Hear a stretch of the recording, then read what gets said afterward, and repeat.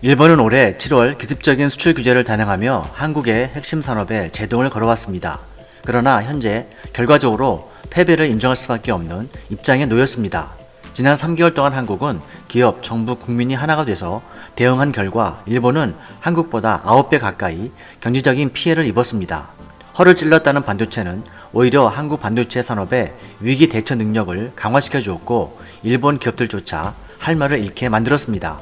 삼성은 세계의 주요 소재뿐만 아니라 오히려 200종 가까운 일본 소재 전부를 재위키로 하는 초강수로 글로벌 기업의 위용을 보여주었고 LG 디스플레이와 SK 하이닉스 등 또한 대체제 마련과 아예 자체 개발을 통해 탈일본화를 이뤄냈습니다. 오히려 전 세계 76%의 점유율을 가진 반도체 최대 양산국인 한국에 수출길이 막혀버린 일본 소재 부품 업체들은 역풍을 맞은 것입니다. 일본 전체 수출의 8%를 차지하는 중요한 관광산업은 한 해 750만 명이나 방문하던 한국인들의 불매 운동으로 지방 중소도시는 초토화가 되었고 맥주, 필기구, 의류, 자동차 등 대체재가 워낙 많은 요즘 시대에 한국은 일본이 없으면 안 된다는 유치한 우월주의를 드러냈습니다. 한국에서도 오랜 친일파적 일부 전문가들과 언론들 또한 일본에 가서 무조건 양보해야 한다며 정부를 비판하던 무리들은 지금은 조용합니다. 결국 일본 우익 세력들은 한국에 대한 공격이 먹히지 않자 한국과의 국교 단절 카드를 들고 나섰습니다. 이것은 한국이 일본으로서는 어떻게 해볼 수 없는 국가임을 스스로 인정하는 꼴입니다. 아사히 신문 등 일본 언론들은 전문가들을 통해서 이러한 상황을 분석하여 게재했습니다.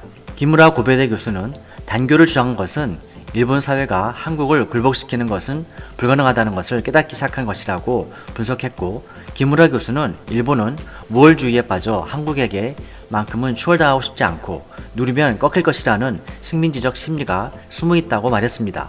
국내 일본 전문가들은 역사적으로 일본은 강자에게는 약하고 약자에게는 강하다는 것이 역사적으로 확인되고 있다면서 이번 한일 경제전쟁을 통해서 일본은 한국이 굉장히 강하다는 인식을 받은 것 같고 이제 자존심을 지키면서 빠져나갈 출구를 찾는 것 같다고 분석했습니다. 현 아베 정부를 지지하는 일본 국민들의 지지를 유지하면서 은근슬쩍 물러날 수 있는 방법 중 하나로 한국과의 국교 단절은 폼사라는 것이죠. 그러나 어찌되었든 국교 단절을 외친다는 것은 먼저 싸움을 건 놈들이 어쩔 수 없이 비겁하게 일본이 한국에 졌다라고 선언하는 것과 같습니다. 그동안 해외의 비판 여론도 일본의 국제적 신용을 손상시킨 상황입니다. 로이터 통신은 한일 관계가 1965년 이후 최저 수준이다. 한일 갈등으로 국제 반도체 공급에 영향을 주었다고 했고 북한에 대한 안보 협력도 약화시켰다고 비판했습니다. 영국의 이코노미스트 또한 일본의 경제보복 조치는 근시안적이고 자해적인 조치라고 비판했습니다.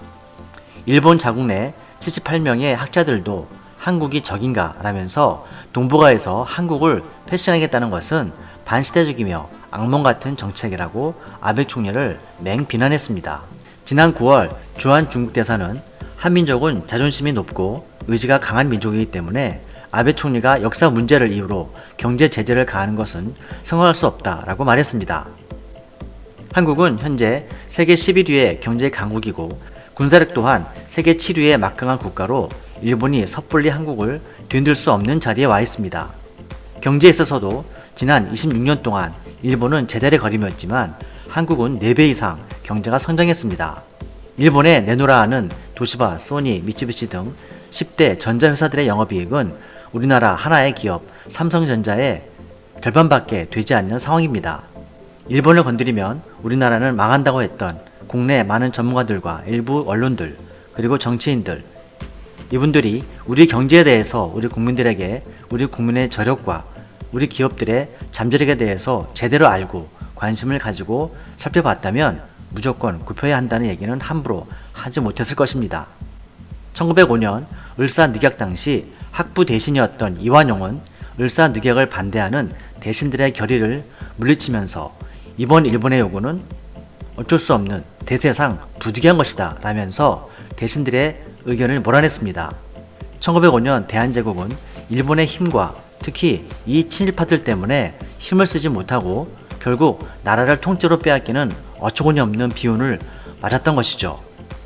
이번 한일 수출 규제 경제 보복 사태는 일본과 역사 문제가 얽혀있는 중국, 베트남, 대만, 필리핀, 인도네시아 등 다른 국가들에게도 좋은 본보기가 될 것입니다.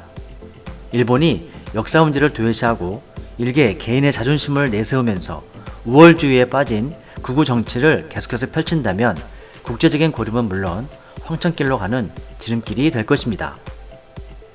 미스터 뚫프TV였습니다. 시청해주셔서 감사합니다.